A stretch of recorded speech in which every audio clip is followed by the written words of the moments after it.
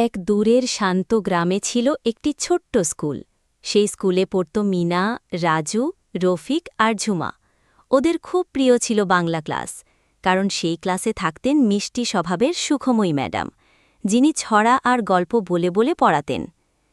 একদিন ম্যাডাম ক্লাসে ঢুকে বললেন, আজকে তোমাদের নতুন একটা ছড়া শেখাব, খুব মজার, শুনবে সবাই মন দিয়ে? সবাই একসাথে চেঁচিয়ে উঠল, হ্যাঁ ম্যাডাম।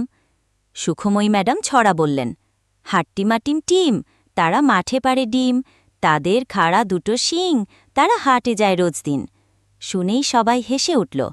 রাজু জিজ্ঞেস করল, ম্যাডাম, হাট্টিমাটিম টিম কারা? ম্যাডাম হাসলেন, ওরা দুটো কল্পনার প্রাণী, ওরা খুব মজার আর দুষ্টু মিষ্টি। আজকে স্কুল শেষে তোমরা ওদের খুঁজে বের করো, কে জানে যদি সত্যিই দেখো ওদের।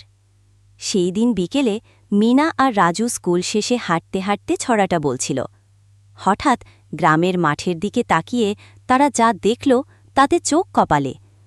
দুই বিশাল আকৃতির অদ্ভুত প্রাণী হেঁটে চলেছে। একজনের মাথায় খাড়া শিং, গায়ে বড় লোম, সঙ্গে ঝাঁপি ভর্তি ডিম। মিনা চিৎকার করে বলল, ওই তো হাট্টিমা আর মাটিমা। হাট্টিমা হেসে হেসে বলল, তোমরা কি ছড়া শিখছ? রাজু বলল, হ্যাঁ, আজ স্কুলেই শিখেছি। মাটিমা ডিম দেখিয়ে বলল, তাহলে আসো একসাথে ছড়া বলি। সুরভি, হাট্টিমাটিম টিম, তারা হাটে কিনল ডিম, নাচতে নাচতে ফিরল তারা, ছেলে মেয়েরা হাসল সারা। পরদিন স্কুলে মিনা আর রাজু তাদের অভিজ্ঞতা জানাল ম্যাডামকে। ম্যাডাম অবাক হয়ে বললেন, তোমরা তো আজ ছড়াটাকে জীবন্ত করে ফেলেছ। গল্পই যদি এমন করে সত্যি হয়, তখনই শেখা সবচেয়ে আনন্দের।